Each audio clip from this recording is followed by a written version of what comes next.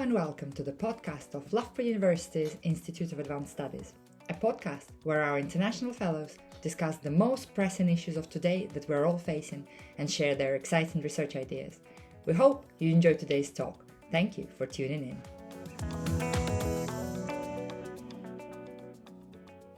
Good afternoon, everyone, and welcome to the International House. I'm Professor Eefje Hendriks, and I'm Director of the Institute of Advanced Studies here at Loughborough University. It's wonderful to see so many of you here, despite it being mid-August when we think that everyone is resting. Clearly not. Hopefully you've had the chance to rest, though, or will have a chance to rest. We're absolutely excited to host our residential fellow, last fellow of the 2024-2025 academic year, Dr. Eefje Hendriks.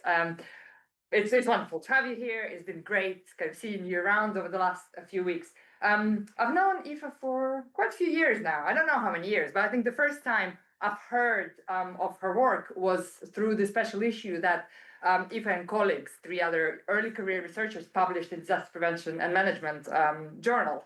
And it wasn't your normal kind of special issue that we academics are used to. These guys, 4 of them, they published this as a collective. They didn't use their individual names to claim the special issue. They worked as a collective, and they really gave voices to the early career researchers who are focusing on disaster studies. I know that some of colleagues in Loughborough published in that special issue, and it's just been really fantastic to see early career researchers taking the lead in the kind of disaster scholarship that we want to see. So thank you for doing that. And then, of course, since then, Eefje's career has kind of progressed, and it's been wonderful to see that as well, and to be part of that to some extent. So I'm absolutely delighted that you're here with us today, and the floor is yours. Well, thank you very much, Xenia, for the warm welcome and also for hosting me here. I've been really enjoying exploring the place where you guys work and the surroundings. So it's been really wonderful, and also meeting colleagues here to discuss new ideas and new potential collaborations. So my name is Eefje Hendriks, and today I will be talking about rebuilding lives and understanding decision-making processes understanding also the impact of post-disaster housing assistance. So how can we help people? I have different parts of my work, and I'm based in the Center for Disaster Resilience that we have in the University of Twente, and I host the Build Back Safer lab. So we have a lab where we discuss these topics at a wider scale. And I look at behavioral patterns during post-disaster reconstruction, decision-making, effective assistance. How can we help people find ways to really find effective assistance? But also I look at climate change adaptation, circularity and sustainability of housing, and also all different kinds of interdisciplinary collaboration. So that's also why I really like being here and talking with people from different disciplines, from psychology, from arts, from politics, from all different directions. So that's really enjoyable so far. So we'll be talking about houses. Okay, nice. But let's talk first about your own house. So I would like to invite you to discuss with your neighbor something, simple things. First of all, what makes you proud about your own house? Where would you wish to live? Maybe Porto Alegre or somewhere else. What do you really hate about your house? What are you loyal to? What would you never change about your house? And what would you do if you would have a tiny bit of money? What would be the first thing you would do? So I invite you, please, to discuss with your neighbor something about your own house in 2 minutes. Okay, can I'm sorry to interrupt the conversation. I see this sparks many wonderful conversations talking about your house. I see a lot of smiles, a lot of new ideas popping up. There's the furniture ideas for investments. What was something that you discovered here?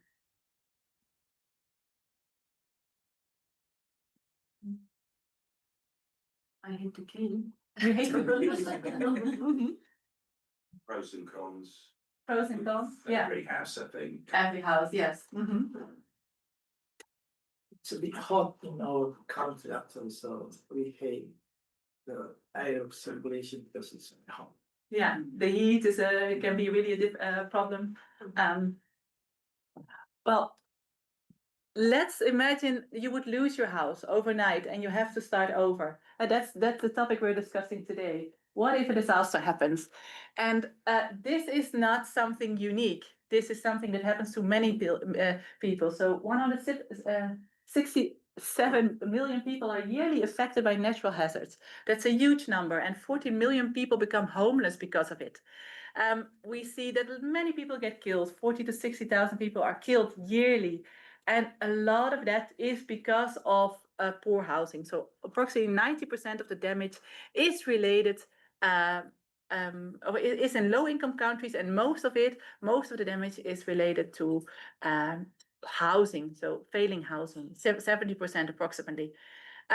So what we see is that a safe house or a hazard-resistant house, maybe even to extreme heat, a hazard-resistant house is very important for many people. How do you get to that? And when we talk about hazard resistance, well, maybe you have been to the IKEA once before, but you have these kind of IKEA sort of manuals to help you build a hurricane-resistant house or earthquake-resistant, but also flood-resistant. So there's different ways that you can find, build a safer house. You might be able to understand these IKEA step kind of manuals, but it's not for everybody so easy. And especially when you get many disasters at the same time. For example, in Indonesia here, our guest here in the front, you have many disasters. It's not just the heat that you're dealing with, right? Because our country is situated in a ring of fire. So The ring of fire, yeah. So it's not only heat, it's also hurricanes, and there are tsunami risks, there are volcanoes. So there are multiple hazards that people have to build for. So can I see some people standing up if you think you will be affected by a disaster in the next 5 years? Do you think you will be affected by a natural disaster or a natural hazard in the next 5 years? Nobody stands up. Okay, you're all staying seated. If you think yes, you can stand up. Okay. Verleggen Brazil, yeah, that is definitely a possibility. Well, these risks might be a little bit difficult to understand sometimes, right? If we look at the map of the Netherlands here, just across the pond, we see that approximately 60% of our country is at risk of being flooded. It's huge, but is it really going to affect me? That's something we all have doubts about, and to realize that also. My house is here, very safe and dry, and my university is there, also very safe and dry. So am I going to be affected? Maybe not, but the country might be.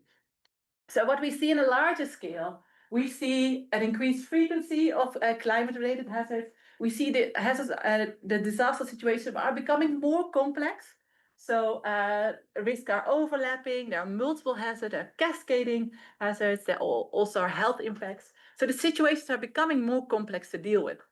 We see also an increasing impact of hazards on people and assets, and more people are on the move because of natural hazards.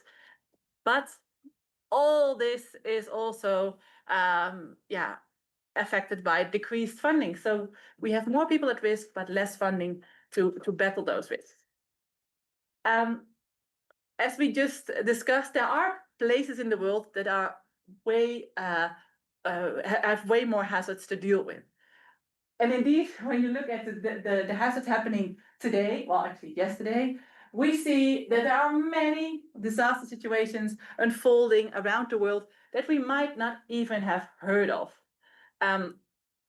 They are not in the news, and they might not receive the attention that other situations get. So when is something really a disaster? Any ideas? Not asking disaster experts in the room, but any ideas? When is it really a disaster? Loss of life. Loss of life? Property? I was about to say that anything, a hazard which is going to cause loss of big property or life or whatever, it becomes a disaster. Environmental losses. Environmental losses?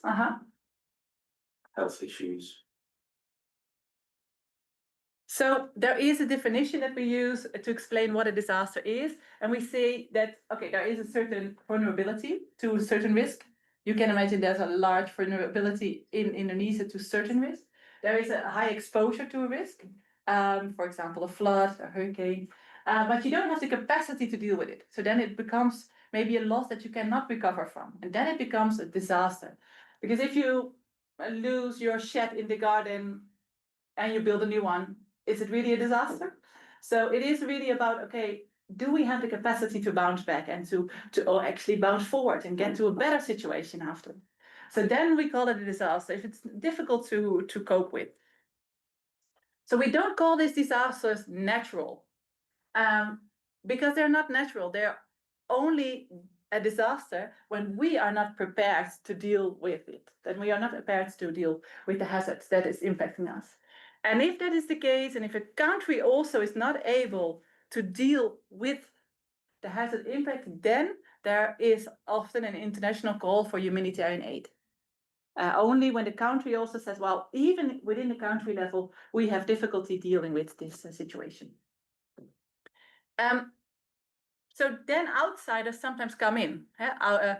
International humanitarian organizations, often based with their headquarters in Europe or in the US. So they come in and they look at situations that are maybe not their own. So let's see what they see. So when we see a situation like this, what do we see? What do you see here happening? Reconstruction. Reconstruction, yes. What else do we see in this situation? Reckless worker. Sorry? Reckless worker. A reckless worker. Okay, yeah, maybe. Yeah. Dangerous, you see. Yeah. Okay. I would actually say teamwork. Teamwork, yeah. Mm-hmm. That's the mountains. You see the mountains, yes. And what would that mean for this process? I think these people, I don't know what is this site, but it seems like they are building a house in an exposed area, probably. Yeah, we have a landslide expert here in France, so you can imagine, yeah, it might be a difficult area also to build in. What do we see here? Vulnerable house. Vulnerable house, yeah, you can immediately see some cracks here still. Comment on one says inaccessibility. Inaccessibility, yeah. Access to, for example, materials, to resources, can be very tricky when you're so high up in the mountain. Other things we see? So there used to be a house there, maybe. You mean there's like different houses already there? Seems as if maybe there has been a house that was destroyed. Yeah, indeed, the damaged house, the temporary house, and now the reconstructed house. So indeed, you see there's a process going on. There's different phases in that reconstruction process. Yeah, good notice. What do we see here? There's a couple of comments. Locally available materials and community participation. Yeah, community participation, locally available materials. You can imagine that the materials that you can build with, should be in a reasonable distance from the house you're working with. Okay, so you can see it's quite difficult, right? We go to a situation we don't know, and it's difficult to judge what we see and how we can best help the people in this process. So, we're trying to find out, okay, would you be able to build back a safer house? Would they be able to build back a safer house? And what are their main struggles? How can we help them build back safer? So that is sometimes difficult to understand. So we need to know a little bit more about post-disaster reconstruction, that whole process. When we look at everybody who's affected by natural hazards, this is a disgusted number, but it gives an indication of how big the amount of people is who have to do it all by themselves. Approximately 80 to 90% has to do it fully without assistance to reconstruct. So no governmental and no humanitarian assistance. So just on their own, almost everybody. And we see that this number will even grow further because we see that already in 2024, there was a huge lack of humanitarian funding. You see that this is the gap in humanitarian funding. And we see it's a prediction that will go up also because of the budget cuts in US aid. You can imagine this problem will become bigger and bigger. So these kind of manuals, well, Maybe if they're happy to find it, but it's still difficult for them to apply or find the materials, find the resources to get that process started. I come from architecture, and sometimes as architects, we think, wow, we can just build this amazing shelter, we drop it, and then it will be the amazing solution for everybody. But you can imagine, like also seeing the recent drops, maybe, for example, in Gaza, that just dropping a solution is not always the right solution for everyone, right? Because what would be the problem if you just drop these kind of shelters from the air? Allocation to the people who gets what is not decided. So people come up in large numbers to get together. Yeah, who's going to fight for this solution? Yeah, they fight normally for food.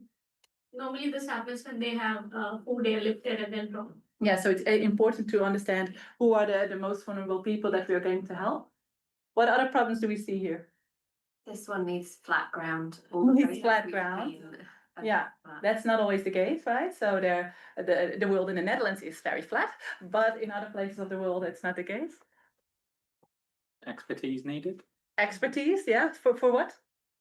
the construction. Yeah, so this design is like this pop-up tent, but yeah, indeed, you might have to need also some expertise. So these kind of designs coming from architecture, we love to make amazing designs that are fit for any purpose. But there is no shelter is not a product that we can just make. We say sheltering is a process. So it is also an incremental process. We already saw it in those 3 houses, right? So it's a process that people are in. And maybe in the first phase, there are certain needs, but over a longer time, we need, for example, a good climate, indoor climate to work with, and we have more needs. So this is an incremental process. So we have to take also into account that those priorities change over time. So in that process, there's different ways and different steps in the process where there might be a need for assistance, but there also might be not a need for assistance, right? Some people can do it by themselves. So there's different types of support. So we already discussed material access, or financial access, or access to technologies, to skills, to understanding how to build a house. But it also is some types of different indirect support. For example, strengthening the local construction a material market, or making sure there is actually manpower available. But what we also see here, there is not a one-size-fits-all. So if a disaster happens in Indonesia or in Porto Alegre, a different type of disaster, different people, different culture, we cannot just copy-paste and go there with the one-size-fits-all solution. So we have to find ways to adapt the way we give aid. In general, what we see, there's many gaps. Also because of funding, limited funding. We see there's a lot of unsafe reconstruction. People often build back the same thing in the same way as they've done before a disaster. It's just what we know, and we are likely to go back to something we know. We also see it in the Netherlands, right, where we have access to all kinds of information. In the flood-affected areas, we build back the same houses in a flood-affected area. We see a lot of inadequate communication tools that is very one-way directed, and also using icons that are maybe not always locally understood or even found by people that need those. We see there is also an unclear impact of all those interactions. So we do a lot of things, but what is really the impact on people's lives on the long term, especially? We sometimes ask people, okay, do you like what I just gave you? Okay, yes, thanks, check the box. But it doesn't mean that we have a good understanding what is there on the long term. Very limited research, and limited understanding of this overall decision-making, especially of this large group that is left without assistance. Because sometimes humanitarian organizations reflect on their own practice, but not on the wider situations. So we see that the reconstruction assistance is insufficiently adapted to all these types of personal situations. So there's really a need to rethink the assistance that we give and how it is designed. So it's about matchmaking. So the question that drives me is which, how, and when is recovery assistance effective to enhance the housing and settlement resilience of people affected? So I do this in different steps. I look at understanding the system of reconstruction decisions. So how do people already make the decisions? What are their main barriers and drivers there? And how can we adapt assistance to those reconstruction decisions that are already happening for different types of disasters? And what is the impact then maybe on their resilience? So these two challenges drive me. So I'm looking at really understanding the situation of affected households and finding also quick and rapid ways to do that matchmaking, to adapt the way we give aid to the decision-making process. That's a challenge because as researchers, sometimes we analyze data, we take a long time, but we need to have a solution also on within the timeline of the people affected. So this also requires a holistic understanding of reconstruction decision-making. I'm an architect, I have a technical background, but luckily there's also other people involved in the sector that have other types of expertise like psychology that we also need in this field. Because reconstruction decision-making touches many fields of expertise. Psychology, sociology, communication science, construction techniques, disaster science. So we need a little bit of everything to really understand how people make decisions. So that is also the core of my work. I try to understand decision making. So we can look at the individual, but we can also look at the individual as part of a social system, or the individual as part of their environment, how they make decisions. And these interactions are core to analyze there. When you think about decision making, well, maybe are people aware of the risks? Often they are. When you are dealing with landslides, you sort of know you are in a risky area. What are the needs that people have? Do they have certain knowledge needs or needs for manpower or other kinds of needs? What is their perception of the risk? Is it just a risk that you accept, or are there different ways to understand the risk you're dealing with? What kind of networks do people already have? We already mentioned teamwork. Well, you can see indeed what kind of networks do they have to other people to help them, support them in the reconstruction of your house.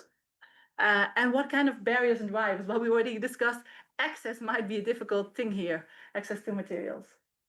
And eventually, does this lead to safety of the house or resilience as a whole? They might have a very safe house, but as already highlighted, it might be a very risky location. So what is the overall safety of the people? We need to understand all these aspects to better personalize the assistance that we give. And identify different pathways to get from this holistic understanding to designing effective assistance. And as I already told you, I have a study background. You all have your own study background. So what we do is we try to find other ways of accessing that knowledge. We know that there's big gaps in science because what we see in the literature is what we call weird. It's Western, from an educated world, it's industrialized, rich and democratic. So there's a big gap in the types of voices that we see in the literature represented. So one of the ways that we do is we try to use action research and participatory research to find better pathways towards resilience with local stakeholders that are really expert on the topic and facilitating those conversations. And another way that we try to better understand the decision making is through data collection. And I primarily look at people that are doing it all by themselves. So, as you might know, in the Philippines is yearly affected by hurricanes, and they often land on the east of the country, but not so often in the west. So I look to communities that are not often affected by hurricanes, and to understand how they deal with the reconstruction process. The same in Nepal. I compare the Gorkha earthquake. Maybe you remember it was a really big earthquake in Nepal, and there was a lot of humanitarian assistance going to one area and very little assistance going to another affected area. What are the differences? And last year I went to Nepal to look at Banka and Dang, two districts that are often flood affected. How are people dealing with this recurring risk that they have, but also the earthquake risks that are also present there. So they are dealing with more with a multi-hazard risk scenario. So there's different insights that I can share with you about post-disaster reconstruction decision-making. Some of them might not really surprise you, but it's good to show them. So let's talk about safety of the houses. Well, this one is maybe the most surprising. What we saw is that with a lot of humanitarian assistance, we see that it actually did not really increase the safety of the houses. So the district that receives a lot of humanitarian assistance and the one without humanitarian assistance actually had safer houses, slightly, but still. So it gives some reason to rethink the way assistance is designed and what kind of impact it has. We see also the new designs. So these were the designs before the earthquake. These were designs after the earthquake, stimulated by the government. There was a low satisfaction, and that can be problematic on the long term. You can imagine that people add a room on the side, on top, and slowly this can impact the safety of the house. And we can also see that what we see today, so the assessment that we did is a moment in time. And that doesn't necessarily mean that they will also use it in the future. So the district that did actually quite a good job in reconstructing their house, they are not so eager to rebuild in the same way in the future, while the one with humanitarian assistance was more likely to rebuild in the same way in the future. So what we see now is no guarantee for the future. It's also good to understand those differences. We also see that the timeline of assistance sometimes does not really match the timeline of the people.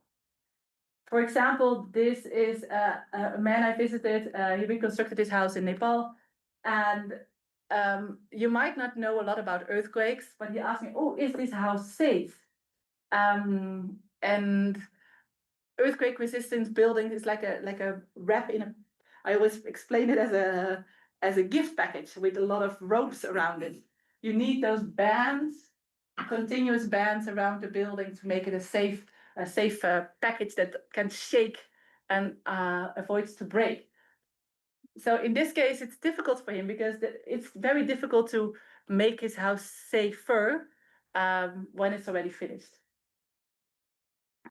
Also, the barriers and drivers are different in every case, but there are some things that we see that after a disaster, you can imagine you've lost everything. People are very motivated to build back a safe house. So in most cases, we don't have to come in and to motivate people to build back a safer house. So there's also other aspects that motivate them, but I think that's an important one to know. The earthquake itself or the hazard itself really motivates people. They don't want to experience this twice.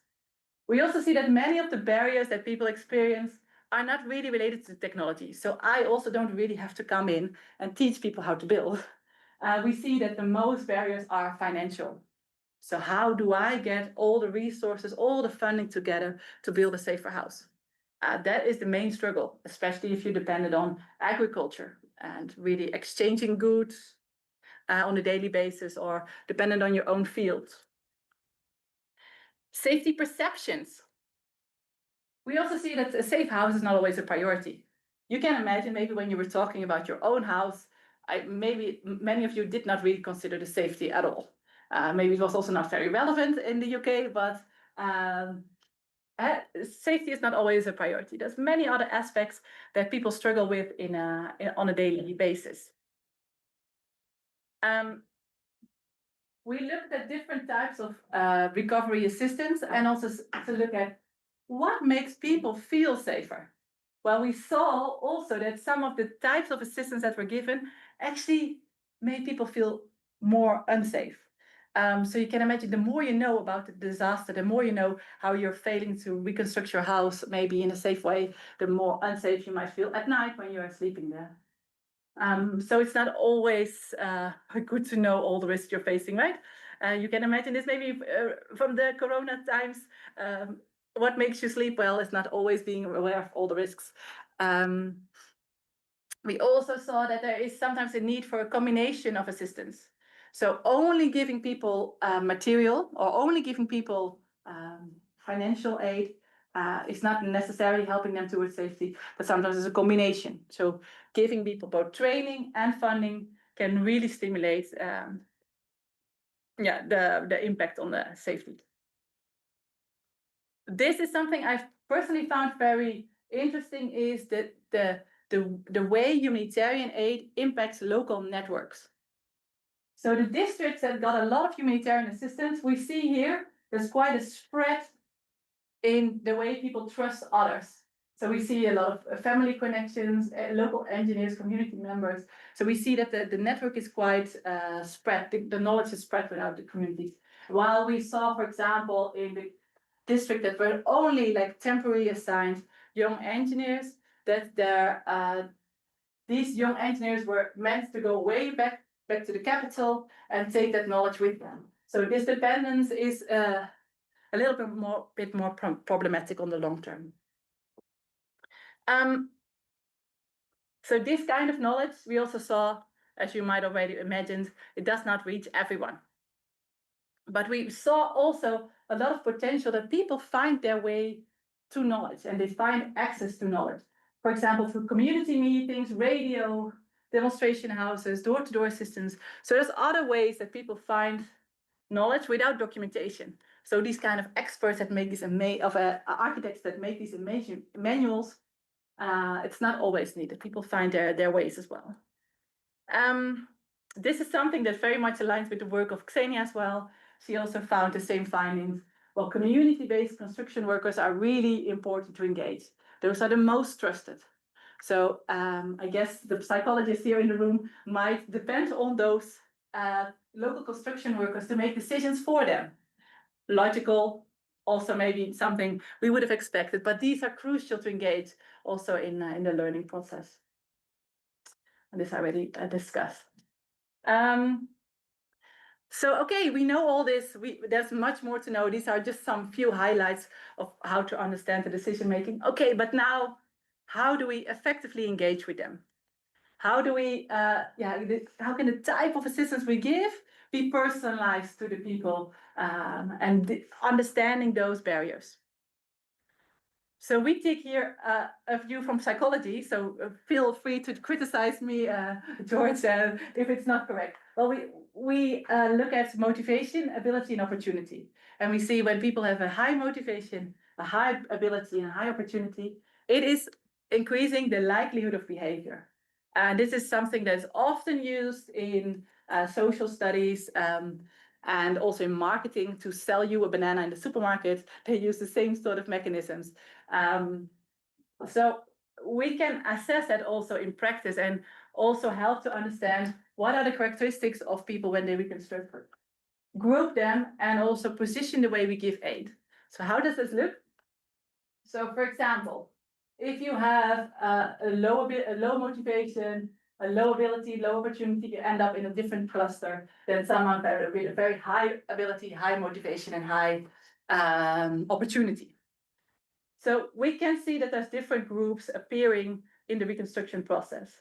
So this is just to give you an example of the community reconstructing all by themselves after the earthquake in Gorka. And we see that specific groups are more present than others. So for example, we see this group and this group more present than others. And we found, okay, there's opportunities for these groups to learn from each other. They were often present within the same communities, and there was really an opportunity to connect those groups. So we looked at the characteristics. I will not go into detail too much, but we have, of course, published that. And we said, okay, there are some things that really need to come from the outside. So maybe at a community level, because we see there's a gap within the whole community. But there's definitely opportunity for peer-to-peer learning on other aspects. And then some aspects they maybe cannot learn from each other. That is maybe where personalized assistance can come in. So this is just an example of understanding these two groups and trying to find a strategy that matches the characteristics of those groups, and to see, okay, what is really needed from the outside on a national level and what is really needed at a personal level. The same we did, we tried to replicate that for the flood affected areas. And we thought, okay, how can we use serious games to facilitate this collaborative learning process. So what can I learn on my own, and what do I need help with from the others that surround me? And we saw again that there was a presence of certain groups that were more present than others. And we saw also again that a lot of people were very motivated to build back safer. So the motivation was not really an issue. But we saw the diversity in abilities in this case, with certain abilities that people had. I'm going to skip this one. So we are co-designing those games. So as an outsider, it's difficult to design a game that fits the context of Nepal. But with local stakeholders, we can facilitate this co-learning process. So we work with different groups inside and outside Nepal to optimize the playability of the game. Tomorrow in the guest lecture in University of Salford, I will dive into this more. But this is just to give you an understanding that there's many aspects to developing such a game. And eventually, we look at the contextualization, the educational design of the game, the game mechanics, the playability, does it really work? And that game, well, now looks like this, the flood resilient housing game, but we are further developing in this in the future. Okay, so we already discussed safety is an outcome we can look at, but a safe house is not always important. There might be other things that are more important in people's lives. So we want to understand, if we give assistance, what is the wider impact and what is the desirable impact we want to make. And it is best if we don't come from the Netherlands or the UK and come in with our ideas or what is good for them. Because maybe finding back their dog in Porto Alegre is more important than other aspects. So it's good to understand what is really helping people to enhance their resilience. So what we try to do is look in time using the livelihood dynamics. How does the livelihood of people change over time? So both the physical aspects, the housing related aspects, the financial aspect, the social, the natural, and human. So we can measure different types of assets that people have and how that changes over time. And we then look at, okay, what is the impact of housing related assistance on these other livelihood aspects, and to look at those relationships in the reconstruction process. So there is something definitely that we can learn from literature, but as Sarah already explained, there are many gaps there. So we also need a better understanding from the field, and we're now currently doing a longitudinal study to look at those changes, measuring the livelihood dynamics and this decision-making process, and see how these two interrelate and build different models that simulate the way we then can also help. Feel free to share other ideas if you have them that can inform a better understanding of this process. To wrap it up, what I hope we understood today is that we need to have a better understanding of decision-making processes to be able to adapt assistance to that for different types of disaster, and also looking at different types of desirable outcomes.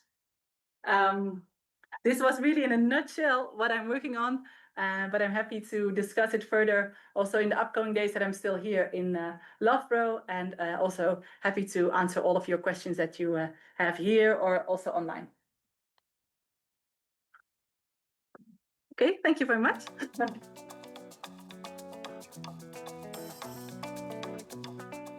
Thank you for listening to the podcast of Loughborough University's Institute of Advanced Studies. A quick reminder about how to stay connected. You can find us on Blue Sky, LinkedIn and Instagram, and you can also watch the presentations on YouTube. The podcast is available on all the major platforms. Please download, share, and most importantly, subscribe. See you next time.